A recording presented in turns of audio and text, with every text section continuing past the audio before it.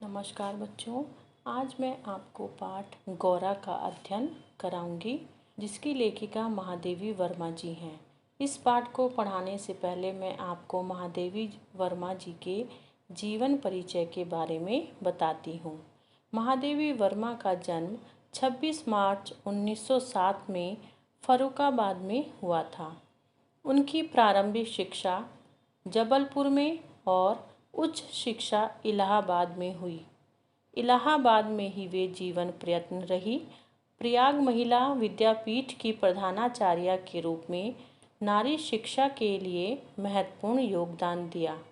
छायावादी कवयित्री के रूप में प्रसिद्ध हुई। इनका निधन 11 सितंबर 1987 में इलाहाबाद में हुआ। साहित्य अकादमी पुरस्कार, ज्ञानपीठ पुरस्कार, पद्म भूषण से सम्मानित हुई। कविता के साथ रेखा चित्रों के लेखन में आप अद्वितीय थी। चलिए अब पाठ की ओर बढ़ते हैं। पाठ गौरा एक रेखा चित्र है।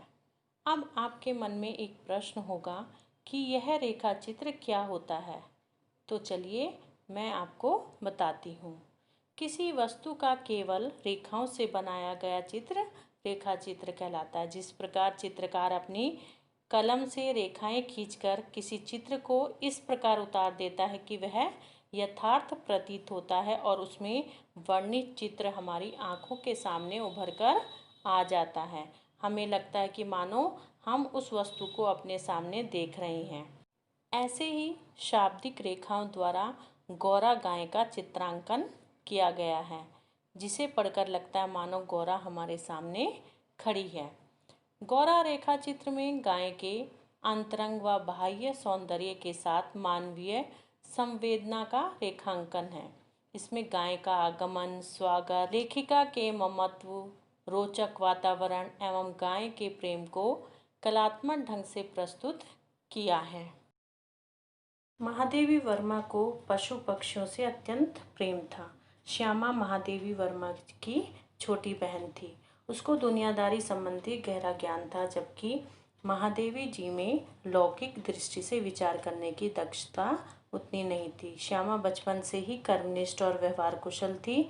वह अपनी बात पूर्ण आत्मविश्वास के साथ कहती थी।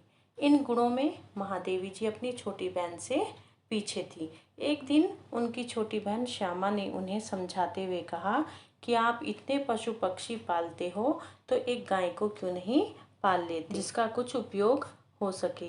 बहन ने गाय की उपयोगिता बताई और उसकी उपयोगिता संबंधी भाषण ने महादेवी जी को काफ़ी प्रभावित किया। लेकिन महादेवी जी जो थी बकरी, मुर्गा, मछली पालने के विरोध में थी, क्योंकि उनका मानना था कि मांसाहारी लोग खाद्य समस्याओं को हल करने के लिए इनको पालते हैं और फिर मारकर खा जाते हैं, इसलिए उन्हें इनका पालना रुचिकर नहीं लगता था। लोगों की इस सोच के प्रति उनके मन में विद्रोह का भाव था। लेकिन जब उन्होंने गौरा गाय को ध्यानपूर्वक देखा तो वह उन्हें अत्यंत सुंदर और आकर्षक लगी। उसके पैर पुष्ट और लचीले, पीठ चिकनी और भरी हुई, गर्दन लंबी और सुडौल थी। उसके छोटे छोटे सींग थे, कान भीतर से लाल थे, पूंछ लंबी थी।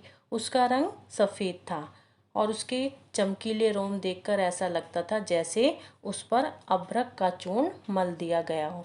इस कारण उसे जिधर से भी देखो उसमें एक विशेष चमक पैदा होती थी। वह पूर्णतः क्या स्वस्थ थी। वह इटली के श्वेत मार्बल पत्थर को तराश कर बनाई गई गाय की सुंदर मूर्ति के समान लगती थी। महादेवी जी की छोटी बहन श्यामा का गाय पालने का सुझाव विचारणीय तो था, किंतु महादेवी जी जिस दुविधा में थी कि वह गाय पाले या ना पाले, वह दुविधा गौरा की सुंदरता को देखते ही दूर हो गई थी। उन्होंने गौरा को पालने का निश्चय कर लिया। गाय जब महादेवी जी के पास आई तो महादेवी जी के परिचितों तथा परिचारकों ने गौरा के माथे पर टीका लगाया। लाल सफ़ेद गुलाबों की उसे माला पहनाई गई। चौमुखा दिया जलाकर उसकी आरती उतारी गई। उसे दही पेड़ा खिलाया गया। उसका नाम गौरांगिनी या गौरा रखा गया। गौरा अपनी इस पूजा अर्चना से बहुत ही प्रसन्न दिखाई दे रही थी। बड़ी और चमकीली काली आंखों में आरती के दिए कि जब लौ पड़ती तो ऐसा लगता मानो कई दीपक झिलमिला रहे हों। वे आंखें ऐसे लगती थी मानो बर्फ के नीचे जल के कुंड हो, अर्थात उनमें विश्वास झलकता था। उसके नेत्रों में हिरण के नेत्रों जैसा चकित विस्मय नहीं था, बल्कि उसमें आत्मीय विश्वास झलकता था। महात्मा गांधी ने गाय को करुणा की कविता कहा है, क्योंकि गाय करुणावान होती है। कविता में जिस प्रकार भावों का प्रवाह होता है, उसी प्रकार गाय के हृदय में संवेदना के भाव प्रवाहित होते रहते हैं। गाय परोपकार की भावना से ओतप्रोत होती है। यही गोरा की आंखों में भी दिखता है। लेखिका गोरा की चाल के संबंध में कहती हैं कि वह अलस मंथर गति से चलती थी, इसलिए उसकी चाल अत्यंत सुंदर लगती थी। उसकी गति बाण की गति के समान तीव्र नहीं थी, अर्थात कहने का तात्पर्य है कि बाण तेजी से चलकर दिखने वाले की निगाह में चकाचौंध पैदा तो करता है, परंतु उसमें मंथर गति की सुंदरता नहीं होती। जबकि गौरा की धीमी चाल किसी डाल पर लगे उस फूल की तरह सुंदर थी, जो मंद हवा के चलने से धीरे धीरे हिल रहा हो। जैसे फूल को देखने में आनंद आता है, वही आनंद गौरा को धीरे धीरे चलते देखकर आता था। लेखिका के यहाँ अनेक कर्मचारी थे तथा उन्होंने अनेक पशु पक्षी भी पाल रखे थे। कुछ ही दिनों में गौरा जो है सबके साथ घुल मिल गई। पशु पक्षी अपने छोटे आकार तथा गौरा के विशाल शरीर का अंतर भूल गए थे। कुत्ते बिल्ली उसके पेट के नीचे निसंकोच खेलते थे।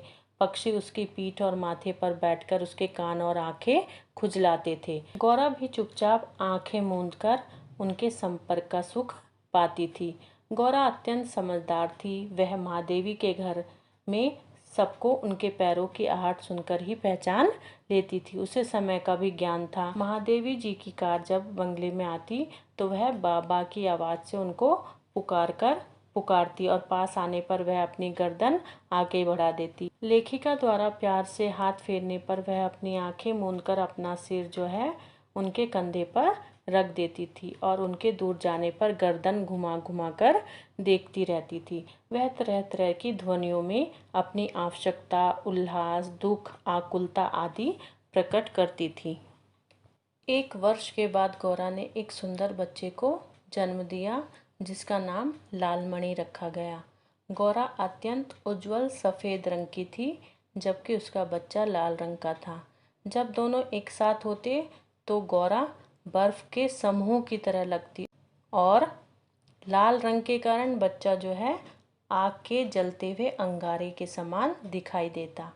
आगे लेखिका कहती हैं कि गौरा 12 सेर दूध देती थी, जिसमें लालमणि के लिए भी छोड़ देने पर बहुत सा दूध बचा रहता था, जिसमें सभी कुत्ते बिल्ली आसपास के बच्चे तक सब पीते थे और दूध दुहने के समय वे सब गौरा के सामने बैठ जाते थे। वे सब दूध पीकर गौरा के चारों ओर उछलने कूदने लगते।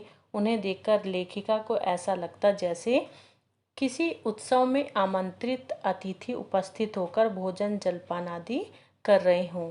लेखिका के नौकर दूध दोहना नहीं जानते थे। अब उन्हें ऐसे व्यक्ति की खोज थी कि जो नियमित रूप से गाय का दूध निकाल सके। काफ़ी प्रयत्न करने पर उन्हें एक ग्वाला मिल गया, जो गौरा के आने से पहले लेखिका के घर में दूध पहुंचाता था। उसे अब दूध दुहने के लिए नियुक्त कर लिया गया। 2-3 महीने के बाद गौरा ने चारा दाना खाना बहुत कम कर दिया। उसको दिखाने के लिए पशु चिकित्सकों को बुलाया गया। कई दिनों तक उसका निरीक्षण चलता रहा। अंत में डॉक्टर ने बताया कि गौरा को किसी ने सुई खिला दी है और वह रक्त संचार के साथ उसके हृदय तक पहुंच गई है। जब सुई उसके हृदय के पार हो जाएगी तो रक्त का प्रवाह रुकने से उसकी मृत्यु होना निश्चित है। यह सुनकर लेखिका को अत्यंत कष्ट और आश्चर्य हुआ। कष्ट इसलिए क्योंकि गौरा को सुई खिला दी थी। सुई खिलाकर उसकी हत्या करने का कार्य निंदनीय था। आश्चर्य इसलिए हुआ क्योंकि गौरा ने कभी किसी को हानि नहीं पहुंचाई थी, फिर भी उसको मारने के बारे में किसी ने सोचा। लेखिका द्वारा पूछे जाने पर कि सुई दाना चारा के साथ जाना संभव है, तो डॉक्टर ने जवाब दिया कि किसी ने सुई गुड़ में लपेटकर उसको खिला दी है, तभी वह गले के नीचे उतर गई है। अंत में लेखिका को गौरा का जो दूध दोहने वाला ग्वाला था उस पर संदेह हुआ। जब से सुई खिलाए जाने की सच्चाई का पता चला था, तब से ही वह गायब था, क्योंकि प्रायः देखा जाता है कि जहाँ ग्वालों से ज़्यादा दूध लिया जाता है वहाँ वो किसी गाय का आना बर्दाश्त नहीं कर पाते, इसलिए वे गाय को सुई खिलाकर उसकी मृत्यु निश्चित कर देते हैं और गाय के मरने के बाद उस घर में फिर से दूध देने लगते हैं। ग्वाले के गायब होने पर महादेवी का शक उस पर पक्का हो गया। अब धीरे धीरे गौरा का मृत्यु से संघर्ष आरंभ हो गया था। अब उसे मोटे मोटे इंजेक्शन पर इंजेक्शन लगाए जाते। गौरा अपनी भीतरी और बाहरी चुभन शांति के साथ सहती थी। कभी कभी उसकी आंखों के कोने से 2 बूंद आंसू छलक आते थे। डॉक्टरों के कहने पर गौरा को नली द्वारा सेब का रस पिलाया जाता, जिससे सुई पर कैल्शियम जमने पर गौरा बच सकती थी। लेकिन गौरा की हालत जो थी दिनों दिन गिरती जा रही थी। वह खड़ी भी नहीं हो पाती थी। लेखिका के पास आकर बैठने पर वह अपना मुंह जो है लेखिका के कंधे पर रखकर उसकी गर्दन चाटने लगती थी। लालमणि को अपनी माँ गौरा के विषय में पता ही नहीं था कि उसकी माता असाध्य रोग से पीड़ित है और मरने वाली है। उसे अब दूसरी गाय का दूध दिया जाता था, परंतु वह उसे अच्छा नहीं लगता था। वह अपनी माँ का दूध पीना चाहता था तथा उसके साथ खेलना चाहता था, और कभी कभी वह मौका पाकर जो है गौरा के पास पहुंच जाता और उसको सिर मारकर उठाना चाहता था।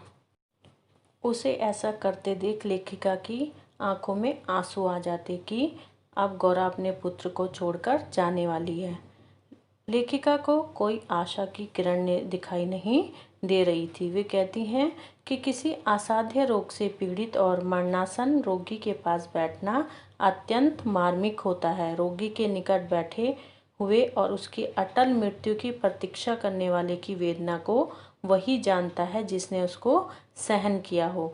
ऐसे ही गौरा की सुनिश्चित मृत्यु की घोषणा कर दी गई थी, जिससे लेखिका को अत्यंत पीड़ा हो रही थी।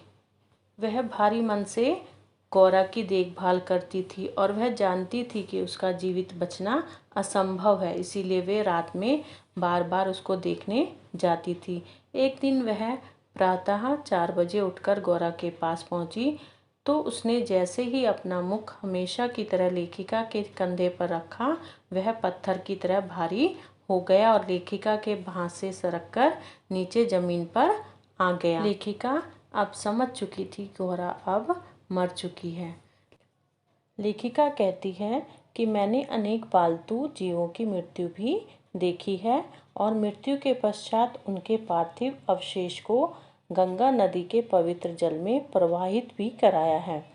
उसी नियम के अनुसार गौरांगनी को भी गंगा में प्रवाहित कराने के लिए ले जाया गया।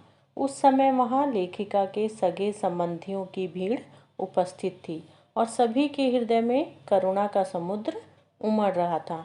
किंतु गौरा के बछड़े लालमणि को अपनी माता की मृत्यु का ज्ञान नहीं था। है माँ की विदाई भी उसे जो है खेल के समान लग रही थी और वो वैसे ही उछल कूद कर रहा था। गौरा की मृत्यु पर महादेवी सिहर उठी और उनके मुख से निकला, आह मेरा गोपालक देश। इन शब्दों में उनका मार्मिक व्यंग का भाव है कि जिस भारत में गाय का सम्मान होता है, उसको घर घर में प्रेम के साथ पाला जाता है, उस गोपालकों के देश में गौरा के निर्मम ग्वाले द्वारा हत्या होना अत्यंत दुखदायी है। तो बच्चों, आज हमें इस गौरा पाठ के द्वारा यह सीखने को मिला है कि अपने स्वार्थ के लिए हमें किसी जीव को हानि नहीं पहुंचानी चाहिए। मैं आशा करती हूँ आप सभी को यह पाठ समझ में आ गया होगा। धन्यवाद। चलिए अब गौरा पाठ के बहुवैकल्पिक प्रश्नों को जानते हैं। प्रश्न 1। गाय करुणा की कविता है। उक्त कथन है स्वामी विवेकानंद का, महात्मा गांधी का, महादेवी वर्मा का, श्यामा का। तो बच्चों इसका सही उत्तर है महात्मा गांधी का। प्रश्न 2, गौरा की मृत्यु हुई लंबी बीमारी से, विषैली घास खाने से, सुई खिलाने से, उम्र पूरी होने से। तो बच्चों इसका सही उत्तर होगा सुई खिलाने से। प्रश्न 3, गौरा रेखा चित्र में रेखांकित हुई है मानवीय क्रूरता, मानवीय संवेदना, मानवीय स्वार्थ या मानवीय ईर्ष्या। तो बच्चों इसका सही उत्तर होगा मानवीय संवेदना। प्रश्न 4, गौरा अन्य गायों से विशिष्ट हो गई थी प्रिय दर्शन के कारण, सीधी होने के कारण, दुलार में पलने के कारण या आकार के कारण। तो इसका सही उत्तर होगा दुलार में पलने के कारण गौरा अन्य गायों से विशिष्ट हो गई थी। प्रश्न 5, महादेवी ने छोटी बहन को अपने से बहुत बड़ा माना, इसका क्या कारण था? लौकिक बुद्धि, व्यवहारिकता, प्रबंध कुशलता, गृह संचालन। तो इसका सही उत्तर है बच्चों लौकिक बुद्धि के कारण महादेवी ने अपनी छोटी बहन को बड़ा माना। प्रश्न 6, गौरा के किस गुण ने महादेवी को सबसे अधिक प्रभावित किया? सीधेपन ने, दूध देने की कुशलता ने, आँखों के सौंदर्य ने या शारीरिक सौंदर्य ने? तो बच्चों इसका सही उत्तर है गौरा की शारीरिक सौंदर्य ने महादेवी जी को सबसे अधिक प्रभावित किया। प्रश्न 7, गाय के नेत्रों में हिरण के नेत्रों का सा भाव नहीं रहता बल्कि रहता है विश्वास, विस्मय, आतंक, भय। तो गाय के नेत्रों में क्या रहता है बच्चों? विश्वास रहता है।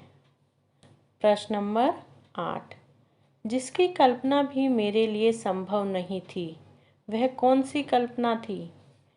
ग्वाला धोखा करेगा, गौरा दूध नहीं देगी, गौरा नहीं बचेगी या ग्वाला दूध नहीं निकालेगा।